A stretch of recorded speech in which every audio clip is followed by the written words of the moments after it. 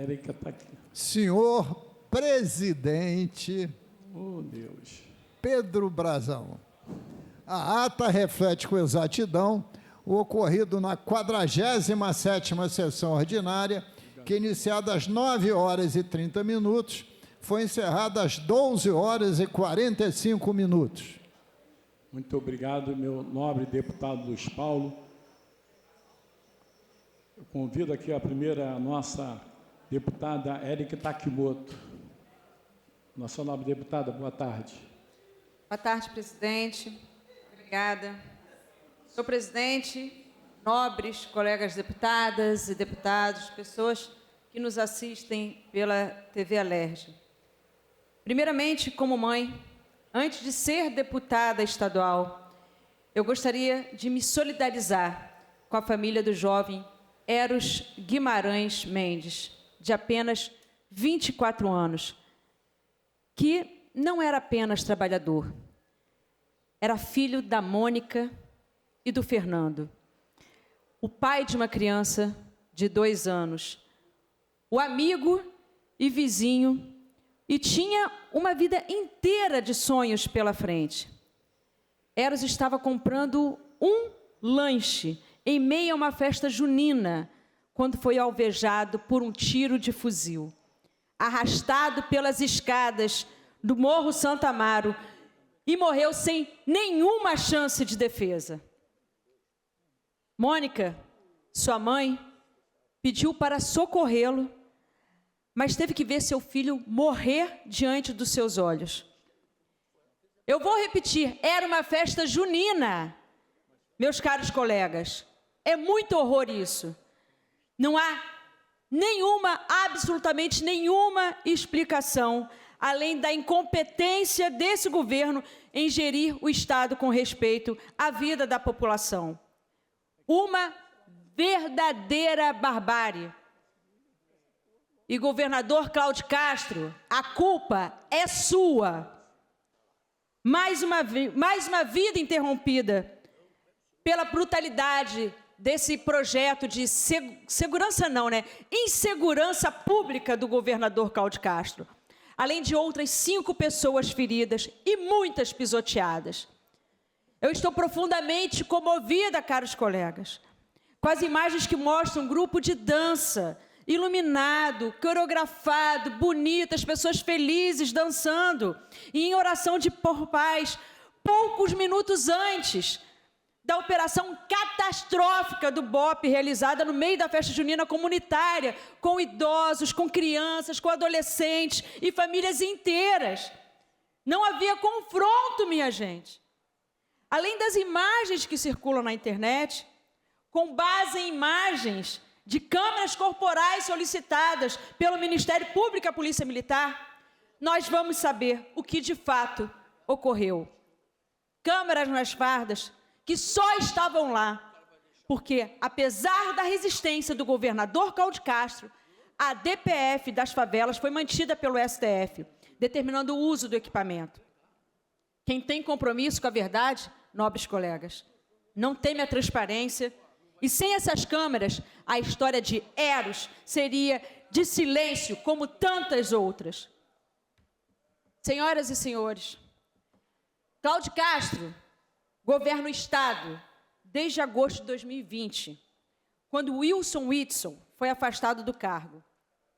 Tempo suficiente para apresentar um novo caminho. Mas o que se viu foi um grande troca-troca, sem continuidade e sem projeto algum. Foram 4 chefes de polícia civil diferentes em poucos anos. Mudanças no comando da PM, como a de abril de 2024, com a substituição do coronel Luiz Henrique Marinho Pires por Marcelo de Menezes Nogueira. Isso não é acaso. É um modelo de gestão marcado pela instabilidade e pela ausência de um planejamento duradouro. Governador Cláudio Castro, mais uma vez, a culpa é sua. Em 2023, o governador recriou a Secretaria de Segurança Pública e prometeu a melhor estrutura de inteligência do país. mudou a lei orgânica do dia para a noite, sem debate nem mesmo aqui com esta casa, para nomear o chefe de polícia civil da sua escolha. Eu votei contra. Eu pontuei os perigos dessa manobra à época.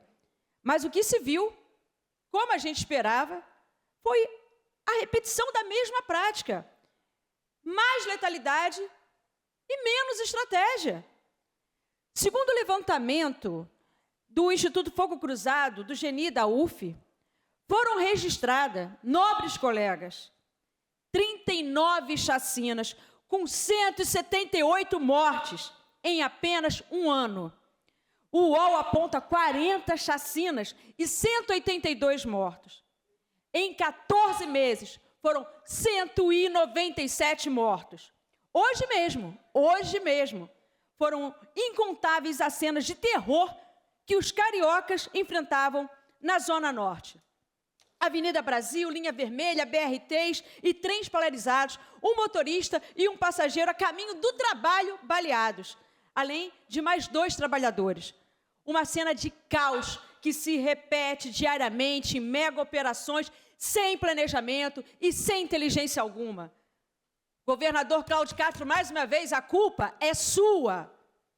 Tudo isso, mesmo dispondo de um orçamento bilionário.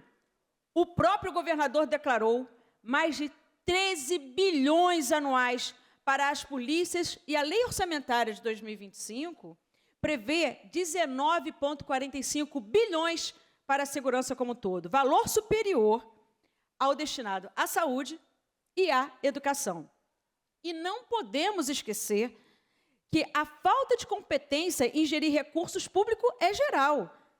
Estamos afundados em dívidas, com o déficit orçamentário de 16 bilhões previsto para 2026. Vocês conseguem perceber essa inversão de valores? A violência segue, nobres colegas. O medo cresce, a população segue sofrendo. O cenário de horror que vimos sábado, no Morro do Santo Amaro, é resultado de uma política desastrosa que não se integra com a educação, que não se integra com a cultura, que não se integra com o esporte e muito menos com o lazer. Comunidades que sobrevivem apesar do poder paralelo e apesar da ausência completa de Estado em assegurar direitos e acesso à cidade. Não há prevenção alguma, apenas o padrão da brutalidade, como se fosse a única resposta. Governador Cláudio Castro, eu vou repetir, a culpa é sua. A política de segurança pública precisa ser repensada como uma política de desenvolvimento humano, com mais oportunidades, com mais escuta. Precisa dialogar com o governo federal, com as escolas, com as universidades, com quem estuda e com os institutos de pesquisa. É necessário técnica, governador, é necessário transparência, governador, e planejamento, através de dados e da realidade que vive o chão das cidades. Em nome do Eros, de tantos outros trabalhadores e jovens retirados, brutalmente de suas famílias, pela violência, eu subo a essa tribuna hoje para fazer coro com todos e todas que se posicionam contra essa lógica de morte. Coragem, nobres colegas, não é endurecer discurso com fins eleitoreiros, brincando com a vida das pessoas, governador. Coragem é enfrentar com seriedade os problemas reais que o povo trabalhador convive todos os dias. Coragem é investir para cuidar e construir soluções, governador. O Estado do Rio de Janeiro precisa respirar vida. Não dá mais. E para encerrar, governador Cláudio Castro, a culpa é sua. Obrigada, presidente. Obrigado à nossa nobre deputada Takimoto, tá? Boa tarde aí. O próximo inscrito aqui, o nosso nobre deputado Luiz Paulo da Rocha. Nobre deputado, boa tarde.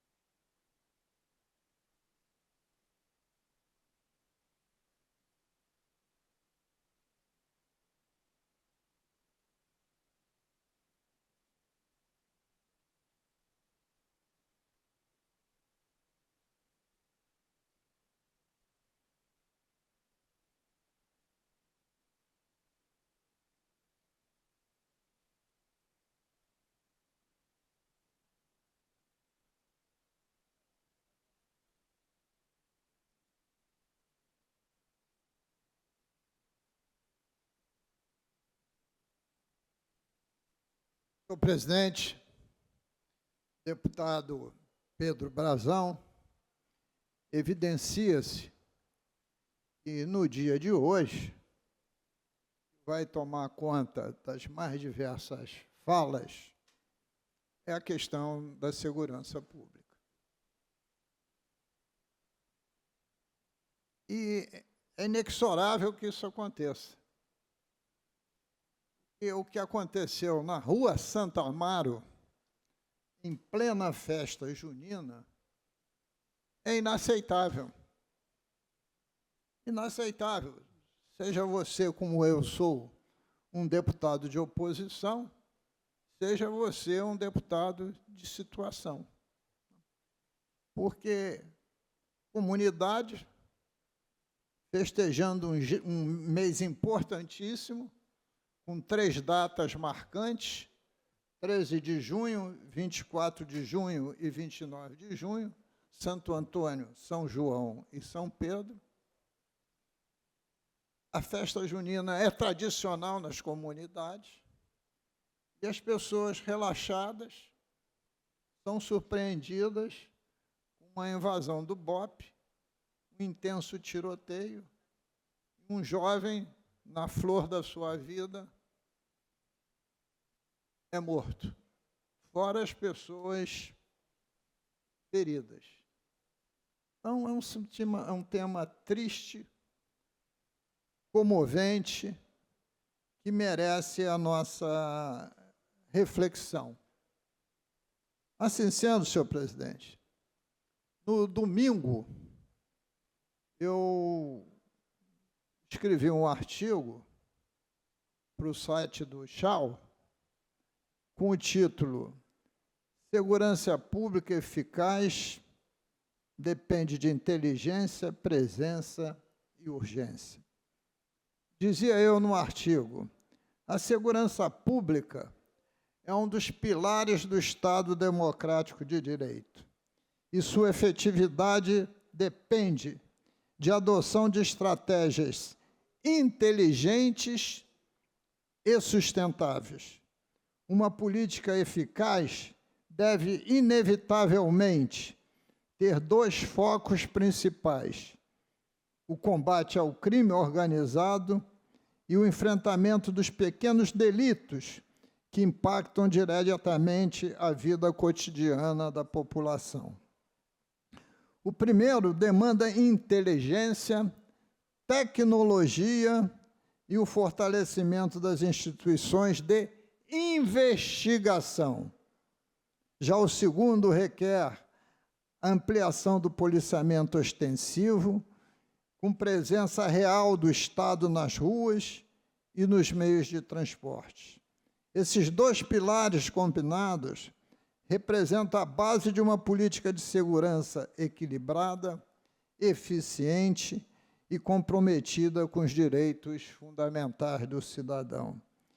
Em vez de concentrar os esforços apenas em confrontos armados nas comunidades, o combate ao crime organizado deve buscar investigações qualificadas e o rastreamento dos fluxos financeiros ilícitos. Essa abordagem, além de mais eficiente, preserva as vidas, respeita os direitos fundamentais e ataca a estrutura econômica que sustenta as organizações criminosas.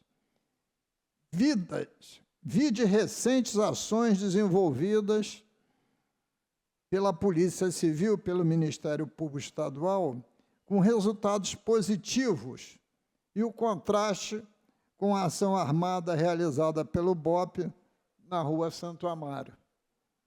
Em plena festa junina, com vítima fatal e muitos feridos. E por aí vou. Mas queria mostrar só o contraste do que é você usar a inteligência, correr atrás do dinheiro que desmonta o crime organizado, do que você fazer confronto nas comunidades, que os resultados sempre são pífios e cada vez mais desacredita a política de segurança com a população. Então, o dia de hoje será exatamente reflexo do que aconteceu nesse último final de semana. Que não é a primeira vez que acontece, vem se repetindo.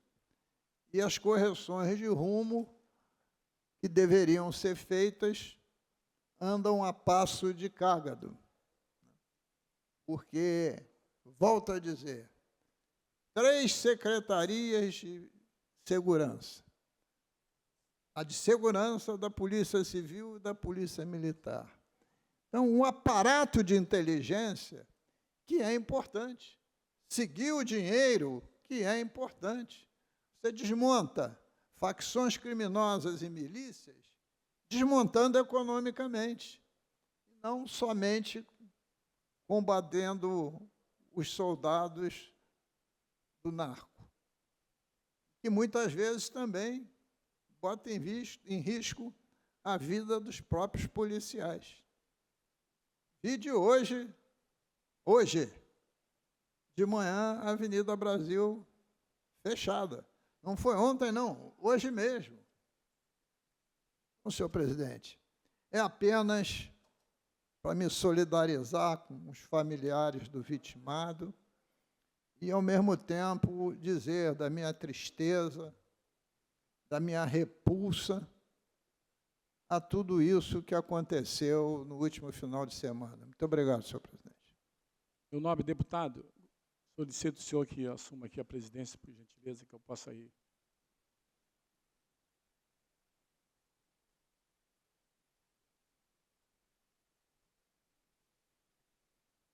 Próximo orador inscrito, deputado Pedro Brazão. Vossa Excelência dispõe de 10 minutos. Muito obrigado aí, nosso nobre deputado Luiz Paulo. Quero dar uma boa tarde a todos os funcionários da TV Alerj, a todos os funcionários que nos assistem pelo YouTube, pela TV Alerj, pelo YouTube, a todos os funcionários aqui, a todos de segurança, ao Marquinho aqui da mesa, que está sempre aqui procurando ajudar a gente, certo?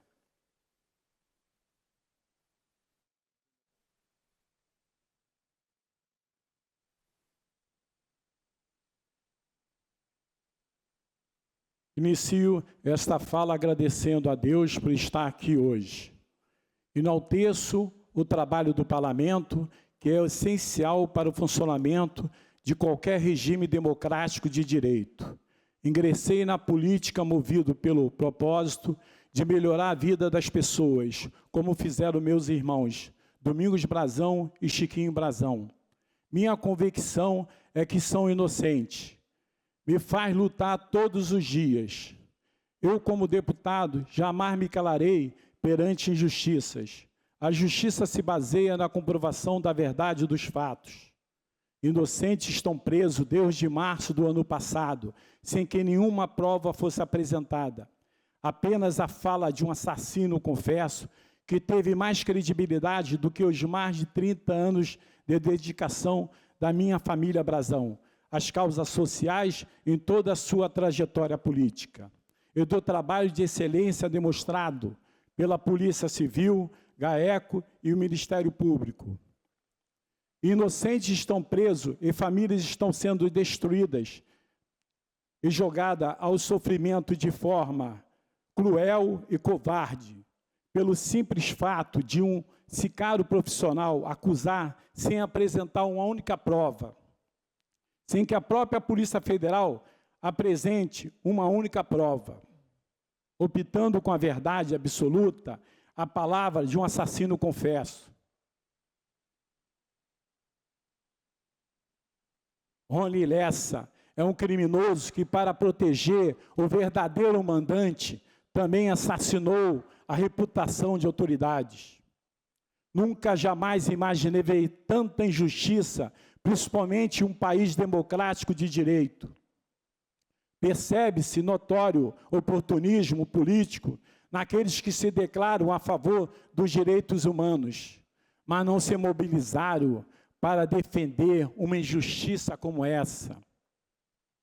As provas no processo demonstram que eles estão sendo injustamente acusados e são inocentes.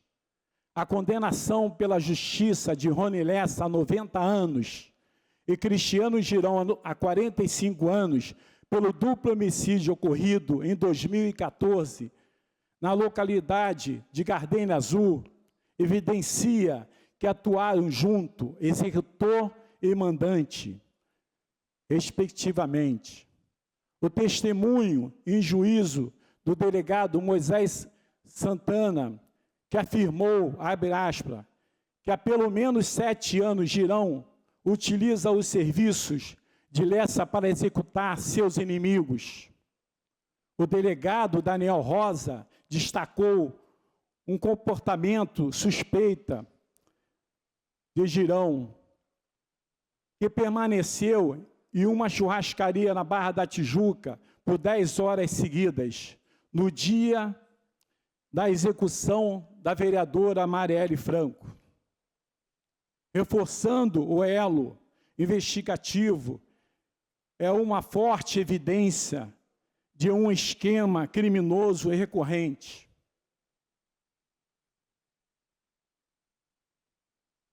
Diante da condenação feita pela Justiça, comprova-se que Lessa mentiu em sua delação apresentada pela Polícia Federal para proteger o verdadeiro mandante, seu comparsa.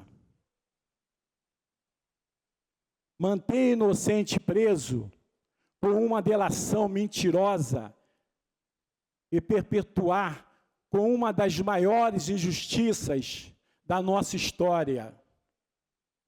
Certamente Marielle, onde estiver agora, não está em paz, porque jamais compactuaria com essas injustiças. Esse ambiente de total fragilidade permite que amanhã os senhores e as senhoras sofram algo semelhante. O que impede alguém aqui de ser preso sem provas? Me digam, senhores, a base da democracia é o respeito das garantias e liberdade. Nem se defender dignamente eles conseguem. Talvez esse seja o único caso no mundo onde os acusados pediram o depoimento de quem os investigou. As promotoras do caso sequer autorizaram, as promotoras do caso sequer foram autorizadas a prestar depoimento. Quem não deve, não teme. E nós queremos transparência e um julgamento justo, honesto e que respeite a democracia. Gostaria que a imprensa mergulhasse nesse processo e continuasse fazendo o seu trabalho, investigando jornalisticamente os fatos e divulgando a verdade. Não podemos deixar que caia no esquecimento, pois inocentes permanecem isolados em presídio federal de segurança máxima.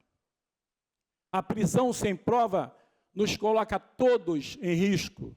Eu digo todos, quando eu falo todos, eu falo de nós e de toda a sociedade. Por fim, a família Marielle Franco e Anderson Gomes, que sempre falaram que estavam em busca de justiça, não pode se contentar com a condenação de inocentes, como se fosse um troféu.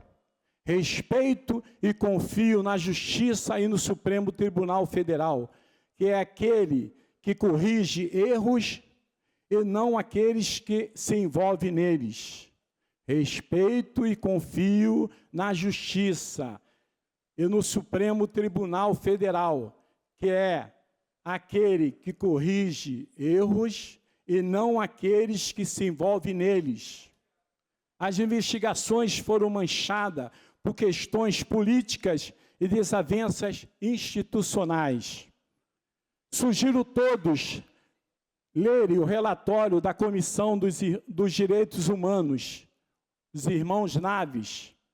Lembre-se, jamais irei me calar. Muito obrigado, meu presidente. Em não havendo mais oradores inscritos, está suspensa a sessão. Retornaremos às 15 horas com a ordem do dia.